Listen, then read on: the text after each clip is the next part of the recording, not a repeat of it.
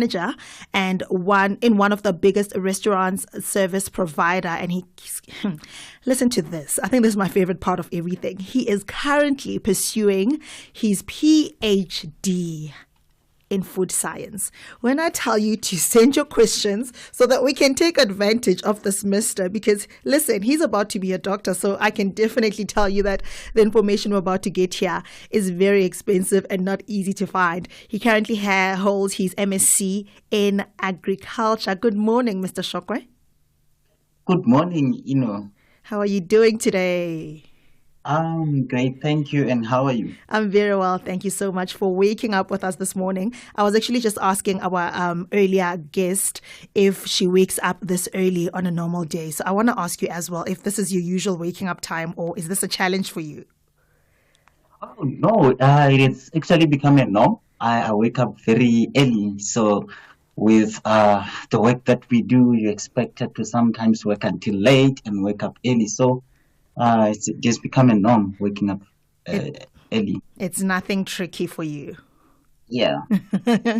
All right. Speaking of the work that you do, can we just dive into the role, or rather your role as a compliance and audit manager? What is it that you do? So we work under a wide scope. It's actually a big spectrum with fundamental goal of protecting customers from foodborne illnesses and also the health risks that's related to food. So we do quite a lot of work, not only just looking at if they comply or not. We also do audits, so whereby we will spend 2 days searching for things that could possibly go wrong. So we try and mitigate that. So what is food technology for somebody like me that probably had never heard about a career in food technology? What can you describe that as? So food technology is a subdivision of food science that focuses on the development, production, preservation, quality control, and research of food products. So it is simply understood also as the science behind ensuring that the public is food secure and has access to safe food that meet high quality standards. Now, what is the relationship between food technology and health and wellness in general? So, like I've explained, food technology looks at the processes and the development of product. So in this context, health comes in as a driver of the public health, in a sense that we strive to prevent any outbreaks that could make it difficult for the medical sector to cope by producing safe food. So looking at the wellness, just to finish off with wellness in this case, it is the outcome of the successful work that is done by us in the food industry, ensuring that the food is developed and produced with appropriate nutrition and acceptable food safety hazard levels, while using the right technology to monitor, verify, and validate every step that you have from the farm to the fork. This is so interesting. You know, it's so interesting how we don't know just how much goes into this. We really just go as consumers into restaurants or into food outlets, and we just buy our food and just expect that everything is right. So it's so interesting that there's so much that goes on behind it. So just to touch a little bit about what you did to qualify as a food technologist, do we refer to you as a food technologist? So I studied starting with undergrad education. I studied maths and sciences. I know most people don't like going that stream. And then going to varsity, I started off with food technology, and just so that I broaden my skills and knowledge, I studied total quality management under business management, and went over to agriculture to combine the two, because you're talking about food that comes from the farm, so you need to understand the fundamentals of where it really comes from and how it's processed. Interesting. And how did you go all the way to even being interested in getting to PhD level? So growing up being a very curious person, I always wanted to know how things work. So I wanted to go in depth of knowing the science, the biochemistry of food. How do you go about getting the right shelf life? How do you go about investigating issues that we have currently? Because, for example, if you have a death caused by food, there are investigations that are done, but I wish we can go in detail to have future mitigating control measures to say that if you see an indicator, then you are able to prevent death by applying X, Y, and Z. So that was the motivation going to PhD. And one other thing, I'm one person who likes sharing information. So I feel going further to PhD will give me that platform to share the information further with the public. Interesting.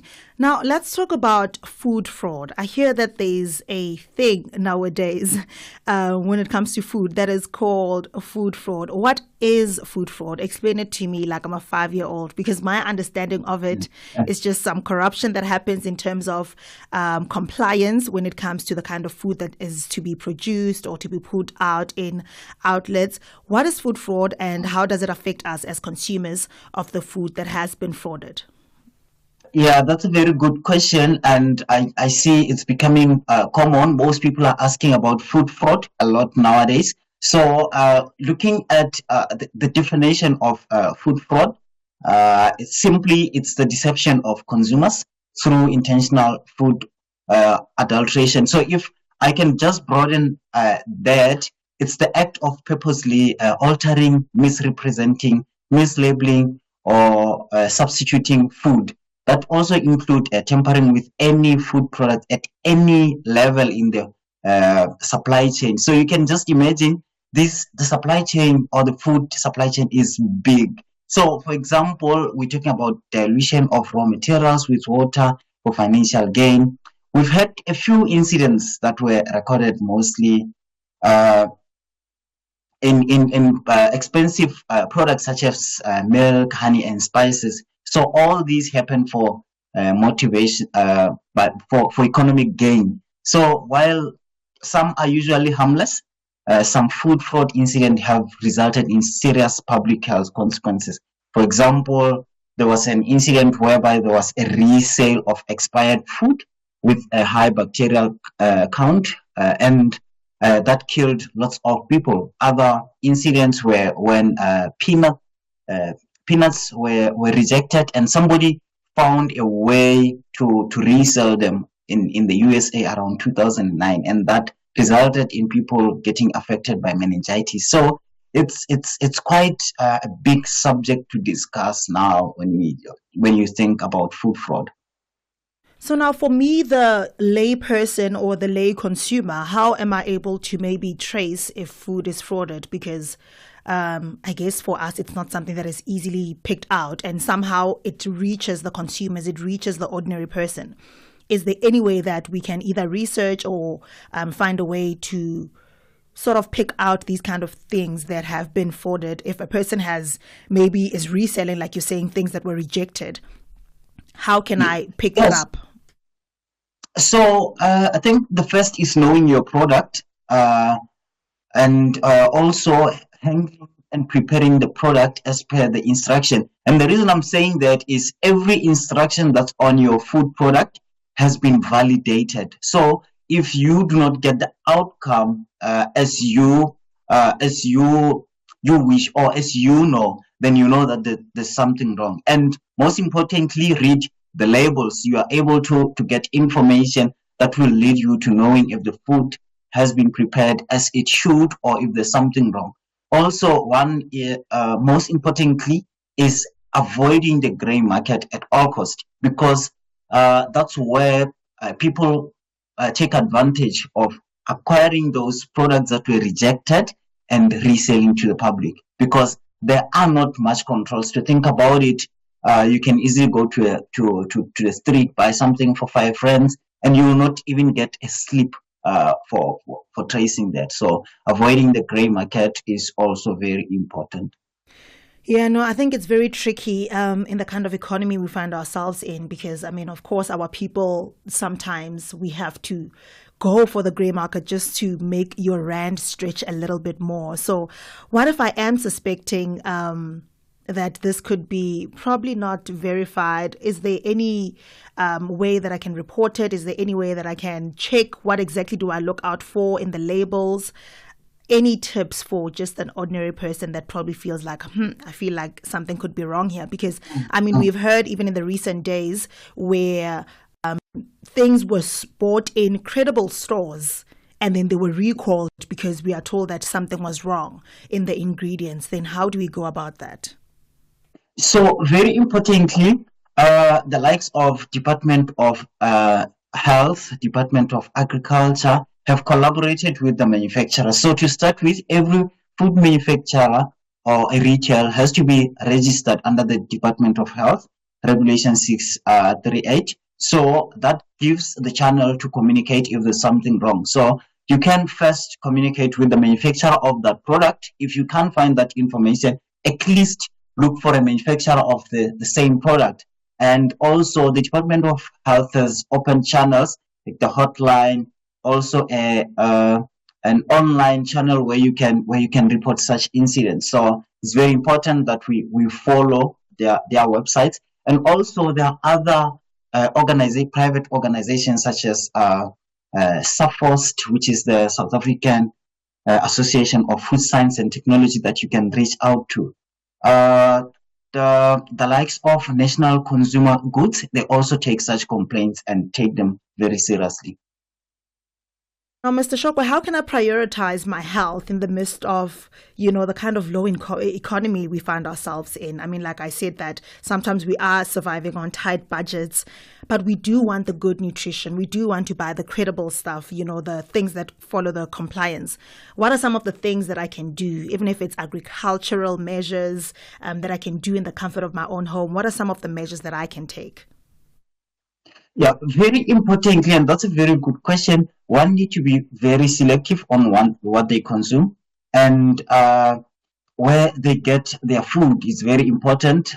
You look, for example, I'm very selective with my food. To your point, I would rather plant, for example, spinach in my backyard so that I can harvest from, other than getting food from the grey market where I do not know the source. And also, I think it's very important that one follows the like of the World Health Organization, because there's lots of information that you can get about food, and also supporting the global initiatives on food security and food waste reduction. Then that will work very well. Look, and we live in the world whereby even though we have issues financially or economically, but the social media is there. You are able to acquire as much information as people, where people are referring one another. Instead of using this that is expensive, let's get that, and you will still get the same nutrition.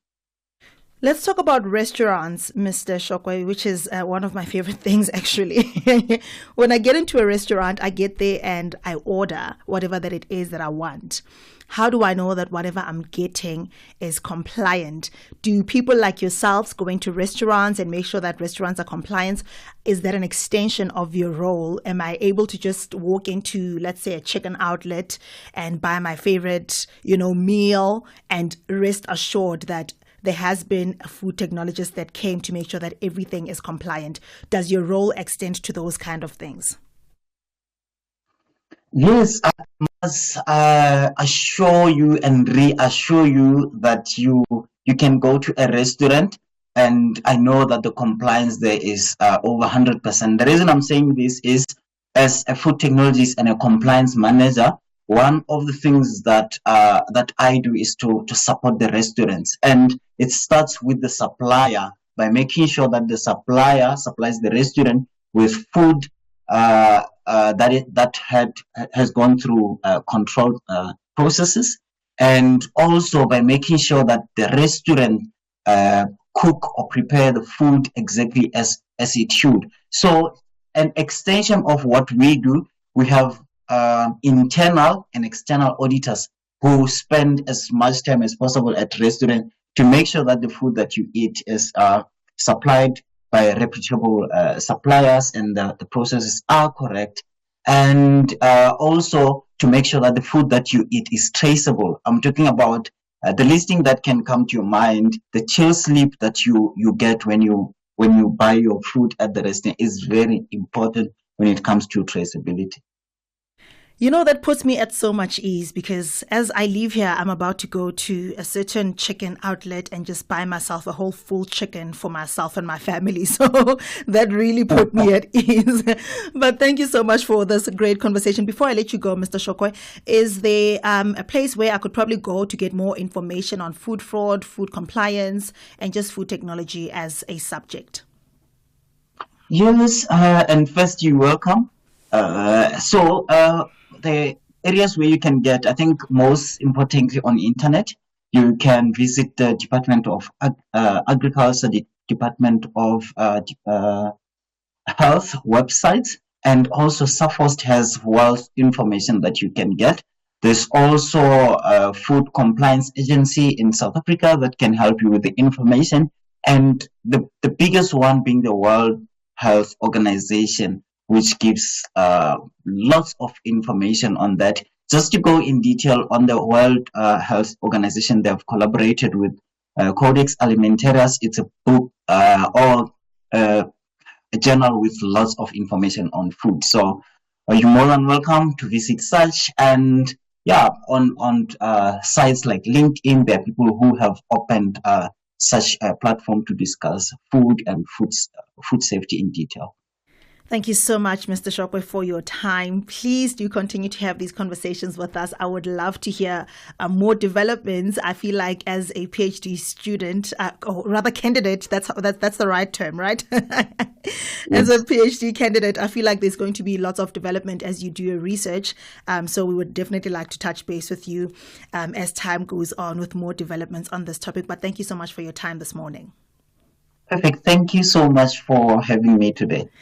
Thank you. That was Mr. Tumelo Shokwe that was having that great conversation with us. Very informative, like I promised you, talking to us about food technology, food compliance, food fraud as well, and also just informing us on the kind of things that we can do as just the lay person, just the lay individual to just get more information. You know, it's also on us to not just be careless about everything, to also just take the initiative to make sure that we are also playing a role in ensuring that even the food or whatever that goes into our body is safe, being careful, doing the research. He gave us all these necessary websites that we can visit to make sure that we are also now playing a role in our own personal security, right? And that brings us to 31 minutes after 10 o'clock Central African time. Thank you so much for still being here with us. We are Channel Africa and we do bring you infotainment. I did not lie about that, did I?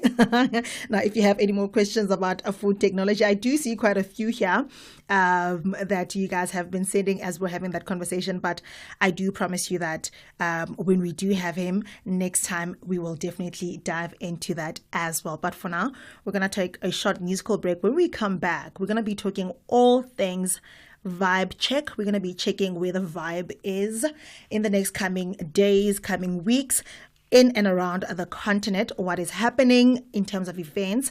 We're going to be talking, like I said to you, to Lydia Mchali, who is the marketing manager right here in the SABC, who's going to be talking to us about an event called Ziyakhala Mosan City. It's a festival, actually, but I'll tell you all about that when we do come back. For now, let's head to the music.